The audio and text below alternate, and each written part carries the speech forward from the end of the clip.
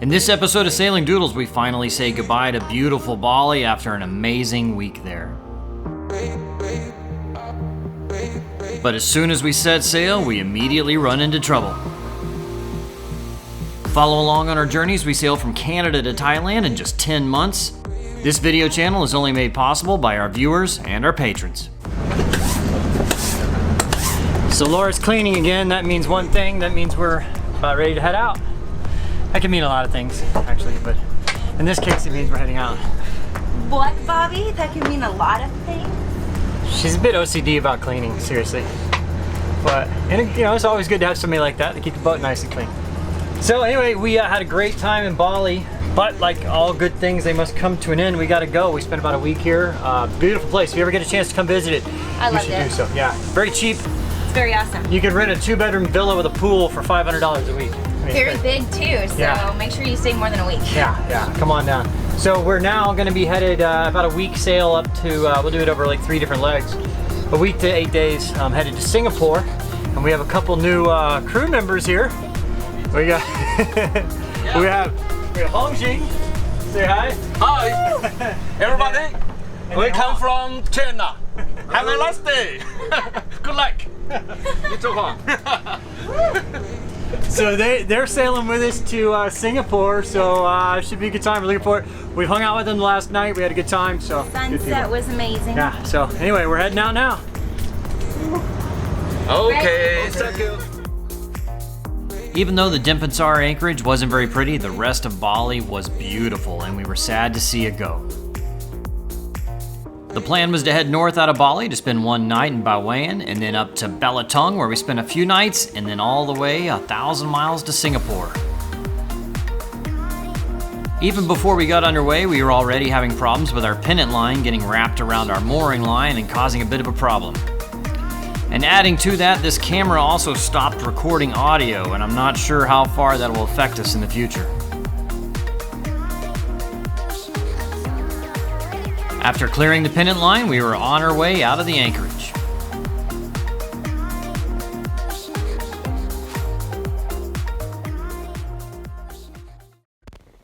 Our poor luck held, and about halfway through the channel out of the Denpasar anchorage, our motors sputtered and then died.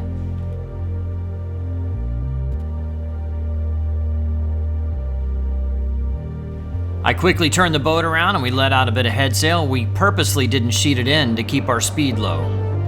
I made a few radio calls to make sure other vessels stayed away from us and gave us a wide maneuvering angle.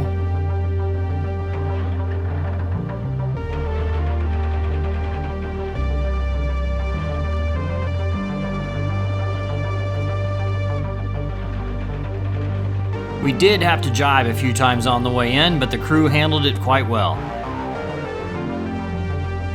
I called the yacht services company and they sent out their dinghy to help us get back on our mooring.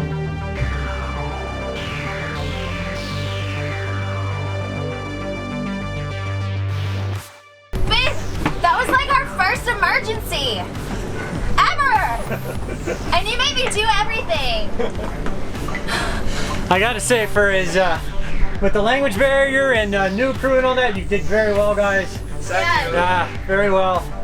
And fantastic. Sailing onto a mooring, dead sticking it, basically. It worked out well. I mean, if we had guys help us with the mooring lines, but we just said, I mean, we couldn't film and do everything. We just didn't have enough people to do that. I cannot believe we sailed through that. But basically, we came downwind the whole way with about a third of our Genoa out. We were doing about 2.5, 3 knots, and then right at the last second, we Huang pulled in the Genoa, and I turned and went straight to the mooring, and basically we stopped right at the mooring. I know, that was wicked, like, that was so wicked. So anyway, so now we're gonna get a diesel mechanic coming out. I think it's fuel related, fuel filter or something, because it was surging. It is totally time for a beer. That was way too stressful. We don't have any cold beer. It's totally beer 30, even hot beer 30. So I went down below and did a little searching and finally decided it was the fuel filter. We definitely got some bad diesel in the last stop or two. Unfortunately, our last spare filter was actually the wrong part. It's my fault for not checking it. So then we loaded up the dinghy and headed ashore to see if we can find a new filter. The guys at Yacht Services said they make a few calls and see what they could find. They weren't able to find any filters on the island, but they did manage to clean ours for us. Okay, day 2 of dealing with the fuel issues. Show you what I've done so far.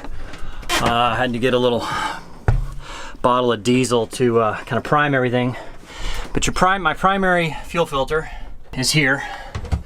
So I pulled the filter out. I let the bad fuel, it had some debris in it out, and then I had the filter cleaned using high pressure diesel and air, and so cleaned out the filter pretty well. So what I did is I put the filter back in, refilled that whole thing with diesel so that it's nice and primed, and then rehooked up the secondary filter, filled it with diesel. Right now I disconnected this line that goes through that filter from the fuel pump over there because we need to prime the system. Unfortunately, the way this is set up, the fuel pump's on that side and all the fuel controls are on this side. So if you're one person and you're trying to prime this thing, you can't do it. Somebody has to be over there to prime while somebody's over here messing with valves. It's kind of a pain in the butt. And this is the fuel pump right here.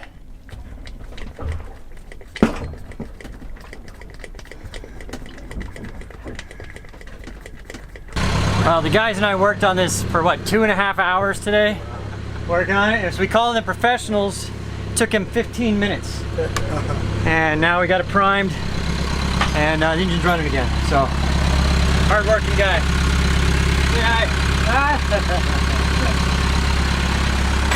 If anybody's tried to prime a diesel engine, I've done it once now before and got it working just fine, but man, it's hard to do. I mean, I'm no mechanic, so. Anyway, we got it working. Well, when it rains it pours. We just had a fan belt go out. Luckily, our friendly mechanic is still here. So rather than me have to deal with it, I can get him to do it.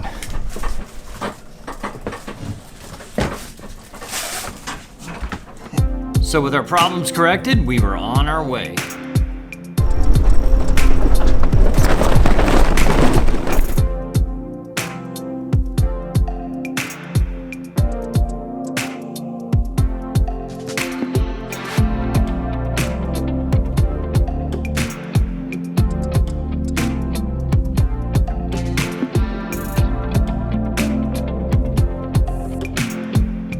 By the time we shut the engine down, the engine was starting to surge again, so I took the fuel filter out to clean it even more.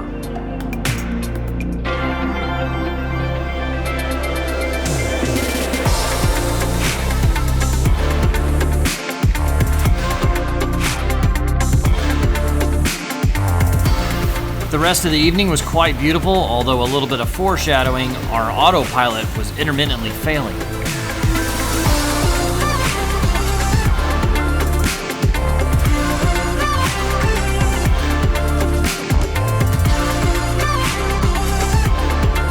By morning, we were starting to see a lot more boats, and some of them handmade with no lights. Definitely wouldn't see them at night.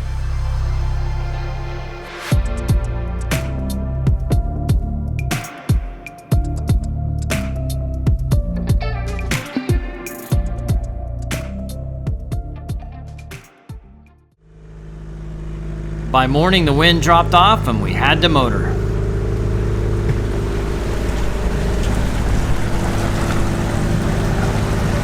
I only get to drive when I have coffee. She should only drive when she has coffee. Otherwise she has a hard time concentrating. What?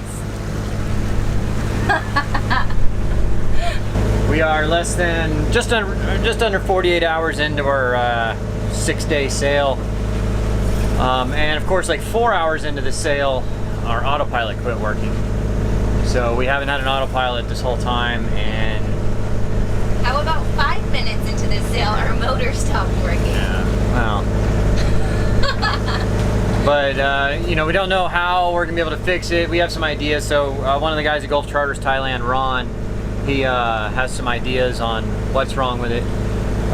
We've been texting with him. So once we get to our anchorage for the night, I will jump under there and see if I can take it apart and fix it. It says that there's often some contactors in there that get dirty and then they just won't engage. Because the autopilot brain, I think, knows what's going on. It knows it needs to turn, and it's just not. It works for a little while, then it stops working. So we'll take a look at it. And we'll have to recalibrate everything. But it's kind of annoying.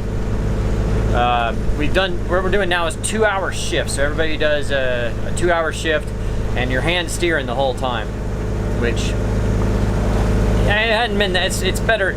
It sucked the first day, but now we're into it. Sailing school. Isn't this like the first thing you learn, how to steer? We skipped this one, Bobby, with the naps and stuff. It's actually not the first thing you learn, but you know. Anyway, these guys are enjoying it. Hello. Hi. Morning. So we're motor sailing right now because there's only about 8 knots of wind. We got both the main and the head sail up, and we're moving right along at around 7 knots. We could just sail and we'd probably be doing about 5 knots, but we want to get there. We want to get there. Yeah.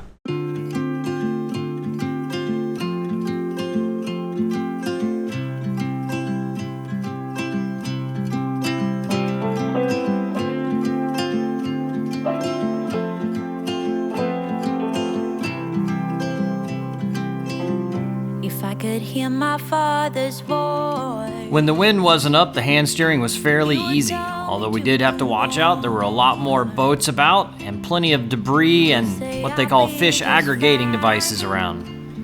Yeah, he would tell me we have time, time to laugh and time to heal. Our favorite song is on repeat. Just about sunset, we were nearing our anchorage for the evening. Until the dawn, knowing soon we'll be back home. Ooh, I'm thinking about you. Ooh,